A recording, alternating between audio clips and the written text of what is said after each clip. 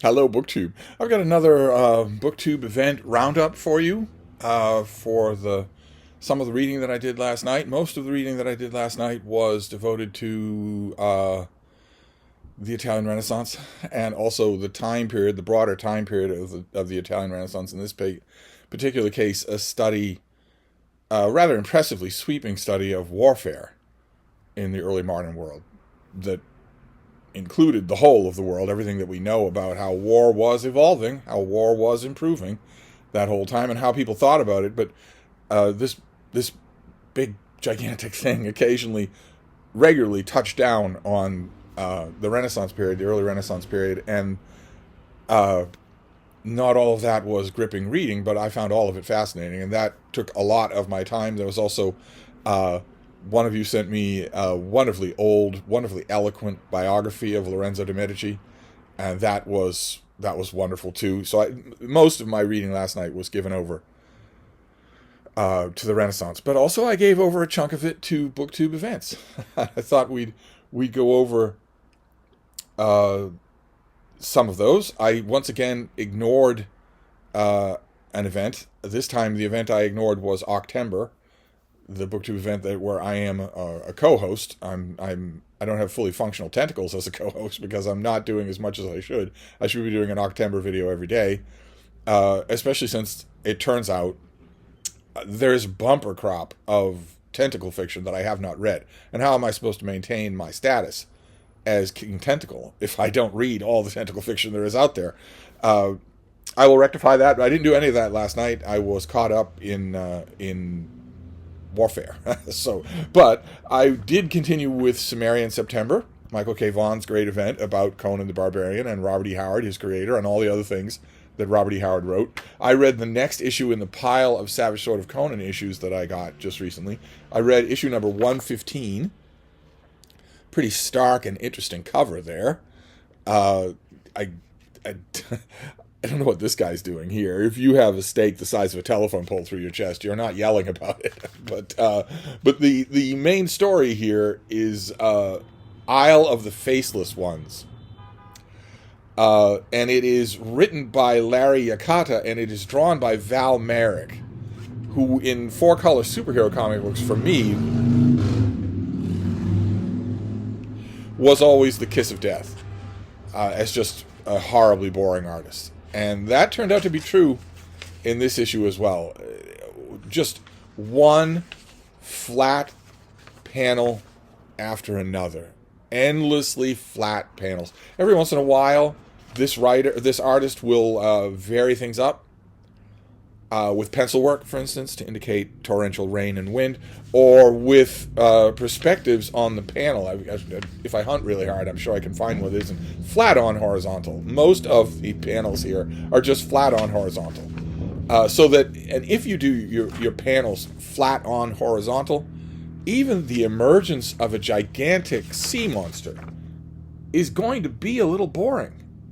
And it's just I'm having a hard time finding. Yeah, there's one that's from above, but most is just flat on horizontal panels, where Conan and a friend of his go to a deserted tropical island where they have heard not only that there's lots of gold, but that there are vicious cannibals. But the more when Conan encounters these people in an endless series of flat, straight-on, horizontal viewpoints, he encounters a peaceful people, a gentle, kind people, with no hint of the vicious cannibals that he's been told about. See, we're seeing one flat, monotonous, straight-on, horizontal panel after another, showing us that. I agree. Granted, this part of the story where he is slowly learning the language and also the nature of these peaceful peoples, this would be difficult to do excitingly, no matter who was drawing it. But even so, Conan starts to learn their ways and realize that they aren't what he was told, and that makes him start to wonder why he was told that. He also starts to wonder if there's the slightest thing that's dangerous on this island. And it turns out there is. In yet another example of these comics that is starting to wear on me, the fact that anything that Conan encounters that isn't human, he kills. whether it's horses that he rides to death or kills because he needs their meat, or whether it's literally any animal that he finds, any kind of creature that he finds. Now, you might think that I'm a little around the bend to be sympathetic for that giant worm creature that erupts out of the ocean in a boring horizontal panel, but okay, I can appreciate Conan killing a monster as much as the next person, but here it's a giant mole that is defending a den that Conan is entering into, and he has to kill it. Instead of retreating, he kills it, just because he's curious to look around. And it turns out there is a villain here, and the villain is not the giant moles.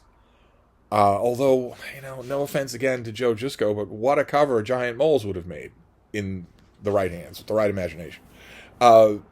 It's not the giant moles, and it's not the peaceful people. In a series of unending, horizontal, straight-on, boring panels, he learns that it's really other people. It's people who are creating... Not only are they creating the legend of these bloodthirsty cannibals in order to keep people away from the island, but they're also enslaving some of the peaceful people on the island in order to get at the gold. So it's an exploitation narrative. And once Conan sees that, he fights against it, of course. If you can call these panels fighting. I don't know. It looks sort of like a waltz, a slow waltz, a very slow waltz. But he decides that not only is he no longer against this, but that he will teach these people how to defend themselves. And he does. He teaches them how to defend themselves and even enlists the aid of the other giant moles. And then he and his friend leave this island, convinced that they have shattered paradise. They've saved these people, but they've also taken away their innocence by teaching them how to conduct war. A neat little parable of a story. It didn't do a whole lot for me, I think mainly because the art was so boring. Simple as that. I think that's the main reason, is the art was so boring. But in another BookTube event that I did last night was Shorty September. That's not ever all that hard. After 700 pages reading about early modern warfare, I wanted a break. It turns out last night, I'm going... For Shorty September, that's a BookTube event that dedicates itself to shorter works. Fewer than 200 pages, fewer than 150 pages, and so on. And I have just a stack of mass market paperbacks that I am just working on. And I made the stack incrementally as I was pulling short books off gigantic piles of mass market paperbacks as I was moving those piles. So there's no rhyme or reason to the stack. And I don't want to impose any rhyme or reason on it, because I'm afraid if I do that, I will leave out stuff that really deserves either a read or a reread. So it turned out that the Shorty September book for last night wasn't that much of a reprieve from 700 pages of warfare, because it was about the Third Reich. It was about Nazi Germany. It's Hitler and Nazism by Louis Snyder, an American professor named Louis Snyder, who was literally present at the creation. He was there when Hitler rose to power, when Hitler even started to talk about rising to power, when Hitler was an unsuccessful politician who looked like he might be facing a long jail sentence, and be a failure, be just this caricature on the always on the fringes of German politics, but never taken seriously, and certainly never in charge of the country. The whole time, right there from the beginning, Snyder was saying just what National Socialism is, and just how dangerous this person is. He had an absolutely unblinking, ferocious hatred of Nazism as he saw it being born, as he saw it growing through betrayals and exiling its own members and bringing in party loyalists even if they're complete incompetence, just because of their party loyalty, and also its stranglehold on the country. He saw that all happen as it was happening and wrote about it while it was happening. Was one of the first people in English to write about it, with, again, an absolutely unblinking clarity for what it was. And this is one of the books that he wrote on the subject. This is not the famous one. He wrote a famous book right at the beginning of his career of writing about Nazi Germany that I've never seen. I've never seen it used. I never see this guy's works used at all in used bookstores. And I found last year, I think it was last year, I found this thing. which might be the only mass market that was ever done of his work. And it's kind of amazing. It kind of... I just recently reread John Toland's enormous 1,600-page biography of Hitler, and it's kind of amazing in an arresting way how much ground this little book covers of both Hitler's biography. This starts off with his birth, and the rise of Nazi Germany, and World War II, and all of it. It's amazing how much work it gets done in 150 pages. And it's terrifically good, both as a history of all of those things and especially as a brutally honest portrait of Hitler's psychology, where he tells us the more he hated, the lonelier he grew. By the last few months of his life, his hatred had cut him off from the contact with almost all human beings. And we also get a little discourse on the man at the center of what he and his two foremost lieutenants constantly said was the most transparent administration in German history. We get a little disquisition on that is worth quoting at length. Adolf Hitler was not only a hater, he was one of the most consummate liars of all time. His disrespect for truth was equaled only by his disrespect for God and man. He had no moral sense whatever. All his life he practiced lying, cunning, and deceit in order to get what he wanted. It was his way to power, to war, and finally to death. In his book Mein Kampf, Hitler admitted his formula for success included the art of lying. The masses of people, he wrote, are not intelligent. Their understanding is feeble. In the German in Mein Kampf, are not intelligent can also mean poorly educated. Hitler believed that the great mass of people had simple, primitive minds and were swayed chiefly by their emotions. Therefore, when one lied to the people, it was best to tell big lies. Quote, they more readily fall victim to the big lie than to the small lie, since they themselves often tell small lies in little matters, but would be ashamed to resort to large-scale falsehoods. Close quote. Another of Hitler's excuses for the big lie was, quote, the grossly impudent lie always leaves traces behind, even when it is nailed down. In other words, even when it is exposed as a lie. People will still believe it. They won't give it up completely. They'll still believe part of it, even when it is exposed even when it is debunked. Much less endlessly debunked. Endlessly debunked. They'll still believe part of it, if it's big enough. All the while he was preparing Germany for World War II, Hitler made speech after speech protesting his love of peace. He frequently referred to himself as the peace president. I was a common soldier in the war, he would shout. I know what war is like. I would be insane if I ever wanted war again. Only our enemies want war.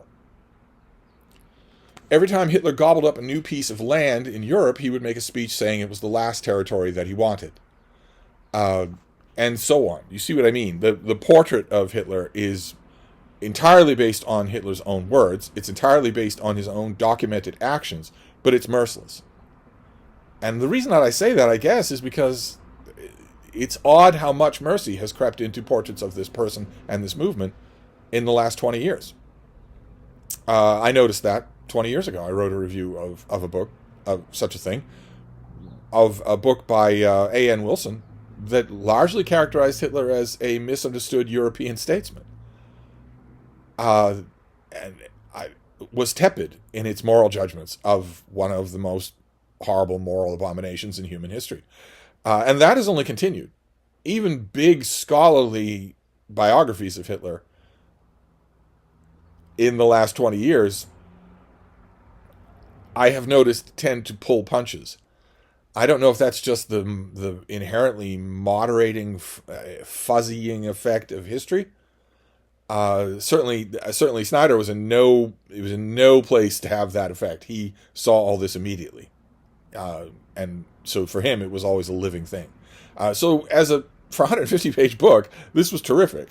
Absolutely bracing. It maybe wasn't the tonal shift that I wanted. Maybe it wasn't that. But it was still really good. My Shorty September is largely working out well, whether it's for reads or rereads. I'm not sure that I ever read this. I've read his big book, his early, a much earlier book than this, and I read. I think he did a follow up to that book that I also read, and I liked them both. It was all decades ago. I've never been able to find him, but I don't know that I've ever read this one. So it certainly felt absolutely refreshing, like a bucket of cold water in the face. And I also, I finished up last night with a treat. I finished up with another BookTube event, Shake-Tember, a BookTube event dedicated to Shakespeare all throughout the month of September, where you would think I would be spending that time reading the plays or rereading the sonnets or something like that. But there's an aspect of Shakespeare that I deeply love. And I really I liked the Snyder book very much. I actually liked the Warfare book very much, but I needed a break, a real break from all of that. And there is a subject matter connected to Shakespeare that I just love. Any of you who've watched my channel for years will know that I love it. It's the so-called Shakespeare authorship controversy. The idea that William Shakespeare, the merchant and actor manager from Stratford-on-Avon, could not possibly have written the plays attributed to William Shakespeare. That he couldn't possibly have done it.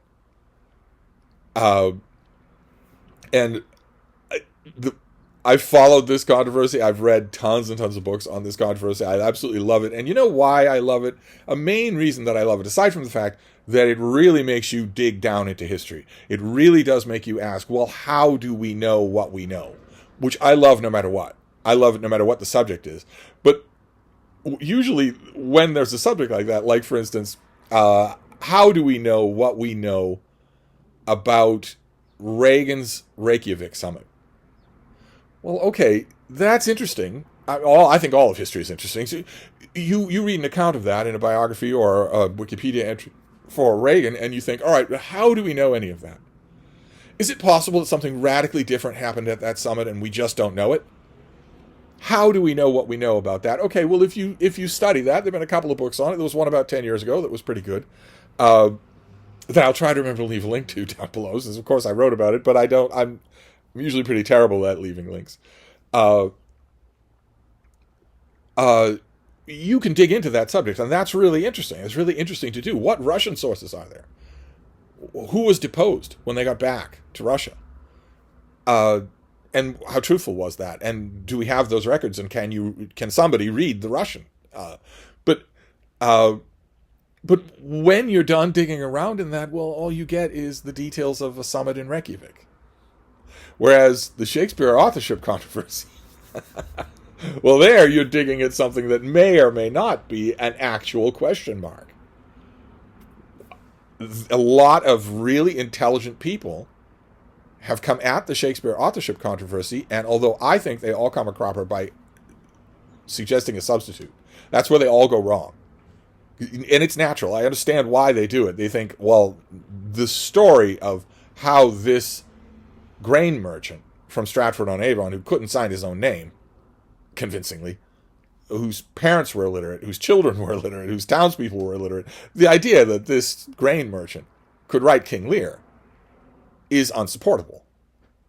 Plenty of people can come to that conclusion, but the natural thing when you come to that conclusion is, well, if he didn't do it, who did? And that's where they all go wrong, because they want to put forth their own candidates, and the candidates are flawed, to put it mildly. They are flawed. They either have less of an ability to write these plays than even the grain merchant William Shakespeare did, or they were dead before the plays came out, which doesn't make any sense at all. It is ridiculous to assume that there was anything like a timed safe deposit box. It's ridiculous to assume that a money-grubbing London theater company would hold finished plays in a chest of drawers and just ignore them, piecemeal, lend them out, but not do them all at once.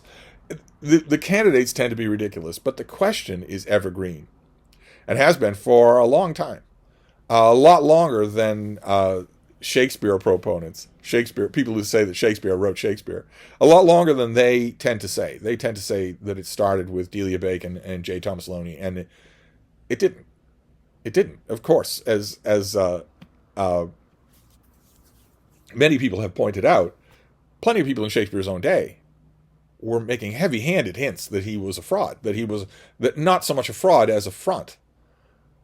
So no, it wasn't. It isn't just a product of the Victorian era, but books there have been in an endless cataract. And last night I read this thing. I read Is There a Shakespeare Problem by George Greenwood, Minister of Parliament. And I loved this. It turns out that this whole book is a response to two critics of the book of an author's earlier book. He wrote an earlier book called The Shakespeare Problem Restated, which I wish I could find. Sooner or later, the Brattle will provide. I would love to read it, but I think I get the gist of it from reading this book. He had two main critics. He talks about lots of other people who reviewed that book. It got widely reviewed. But he had two main critics that he really, really objected to. What were their names? A reply to J.M. Robertson and Andrew Lang. This is from the 1920s, this book. And that's what this book is. It's huge. It's what, 400 pages long? These old books always have catalogs in the back. 600 pages long. And Robertson and Lang are quoted on every page. It reminded me actually of the fact that in the classical world, and especially in the early medieval world, we only know about some texts and can partially reconstruct them because of books like this. Not because we have those texts, but because people wrote long, pointed refutations from them, quoting almost every word. So if Robertson and Lang's books or reviews were to disappear, and I imagine they effectively have disappeared, I mean, how easy would it be for you to find either one of them? You could reconstruct virtually every word of them from this book. And in this book, the author goes over the case again. Not so much the case for the Earl of Oxford or Francis Bacon as the case against Shakespeare. And he quotes other people who do the same. All through the book, he does. He's going through, point by point, the points that his enemies made. But he also quotes from people who, over the decades, have found this story unbelievable. We'll come back after the commercial break.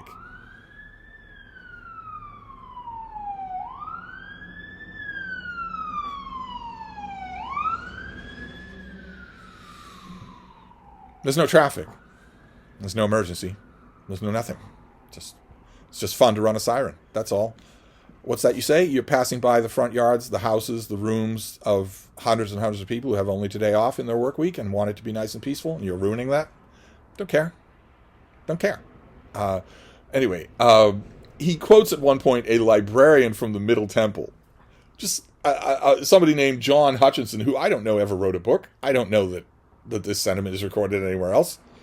I don't know if this is a letter to the author. No idea. But John Hutchinson put it this way. It was having to take Shakespeare as a school manual for the study of English, which really engendered my first doubts as to his individuality. In other words, as to whether or not his personhood is what individuality means in that sense. How is it, I remember saying to myself, that a man like this, that is, like what I had been taught to believe him, and who had had less opportunities than myself for acquiring knowledge, should know so much more than I, that he should become my teacher, and not only mine, but the teacher of scholars in the world, the man whose definition and use of a word was regarded as final, just as Cicero among the Latins. And this set me thinking, I have been thinking ever since, till I am persuaded that the Stratford man, at any rate, is not Shakespeare, whoever else may be. And this book has all sorts of sentiments like that thrown throughout it as the author refutes every point made against his book, The Shakespeare Problem Restated. And that quote from this Hutchinson guy, how could Shakespeare of Stratford and Avon possibly have written his plays? In other words, how could he possibly have known enough to write them? How could he have known nautical terms or legal terms? How could he have known quotes from Latin and Greek, including works that had not been translated into English? How could he know works of contemporary literature in an age that had no libraries? Shakespeare had no books that we know of. He had no books. He certainly didn't include them in his will. So no one ever mentions lending or borrowing a book from him. Where would he have learned all this? And the typical response in the past from Stratfordians, people who believe that Shakespeare wrote Shakespeare, is to say that he had genius. That has been the going cover-all theory for over 200 years. That his genius was such that Hutchinson definitely didn't have that genius, and so could not exceed his own learning, which Hutchinson rightly points out was certainly greater learning than Shakespeare had. But Hutchinson didn't have that genius. And it turns out that this author has something to say about that. On the subject of genius, he says, "Now, I am very far from wishing to underestimate the virtue of that mysterious intellectual power which we call genius.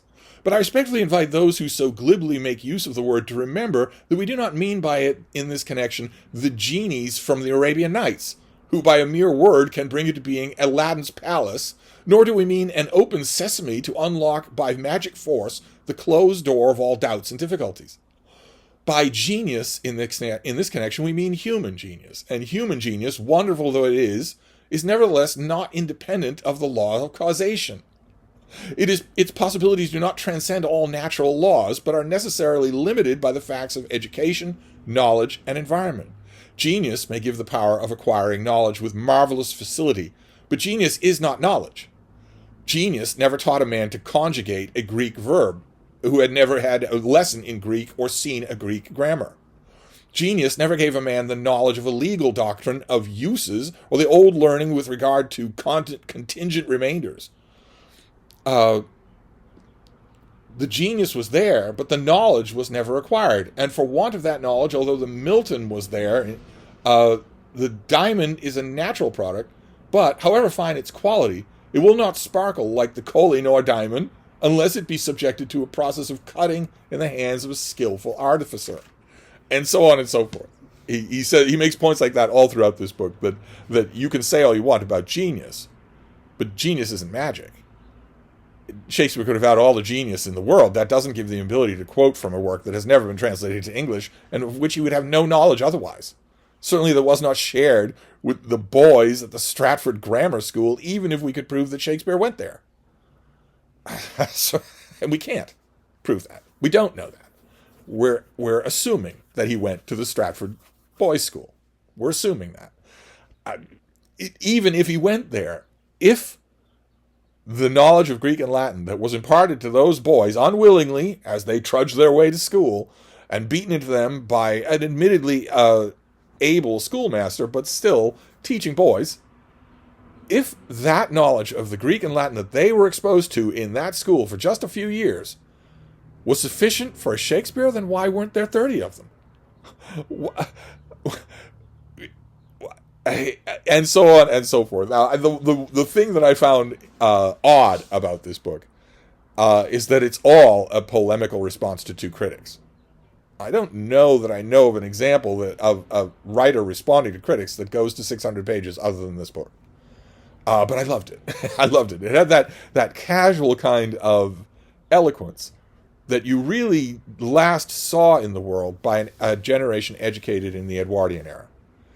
After that, the World Wars and the Depression largely did away with that kind of offhand eloquence. I guarantee you that this guy never wrote even a letter to his bank manager that didn't sound just like that prose. Didn't sound just as good. I guarantee that. So that was my Shake Timber. It was heretical Shake Timber reading. It was reading about how Shakespeare isn't Shakespeare.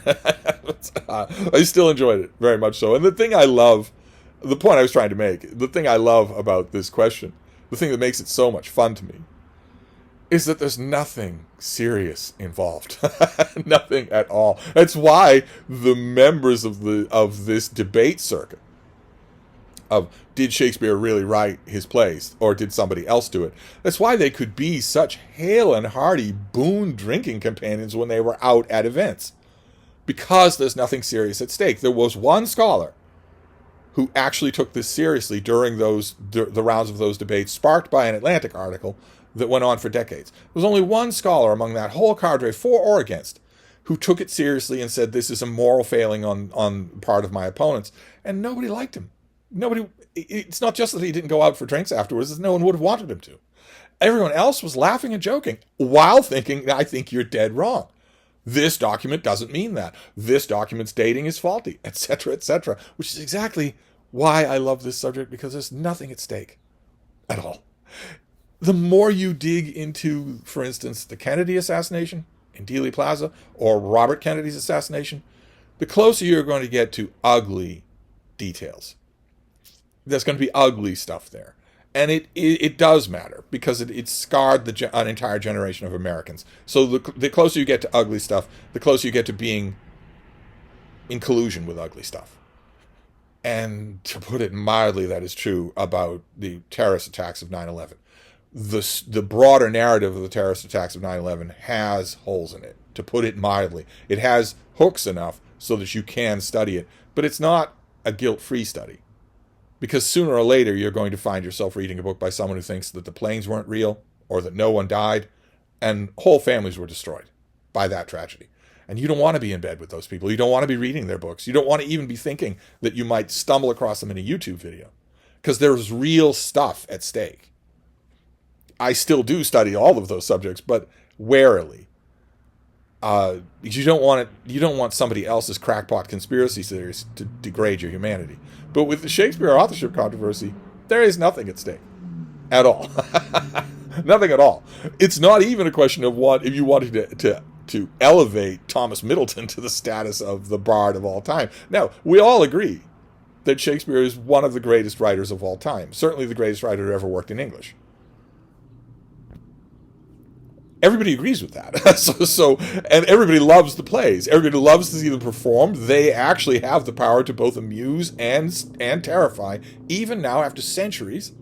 They're great on film. Nobody's done a really good version on film for a few years, but they're great on film. They're great to read. They're great to watch on YouTube. And we all agree on that. Everybody agrees on that. The for and against Shakespeare of Stratford-on-Avon, everybody agrees on that. So there's literally nothing at stake. It is just the most fun question to delve into, to ask yourself, because the thing that makes it fun is that on the surface it makes no sense. And unfortunately, when it comes to Shakespeare, surface is all we have. On the surface, it makes no sense that a loutish grain hoarder from Stratford-on-Avon, who apparently had no education, whose parents had no education, whose children had no education, could write the greatest plays in the history of humanity. On the surface, that makes no sense, and forces the people who say that it's possible to resort to questions like genius, which is, a losing hand. The minute you do that, you're losing. But anyway, I loved it. I don't know if I'll continue with the Shakespeare authorship controversy for the rest of Shake-Tember, but I loved it last night. I'm glad I got this book under my belt. And it was a great scene changer from Renaissance warfare. so I'll wrap this up. That was a little BookTube roundup, but I'll be back. Thank you, BookTube.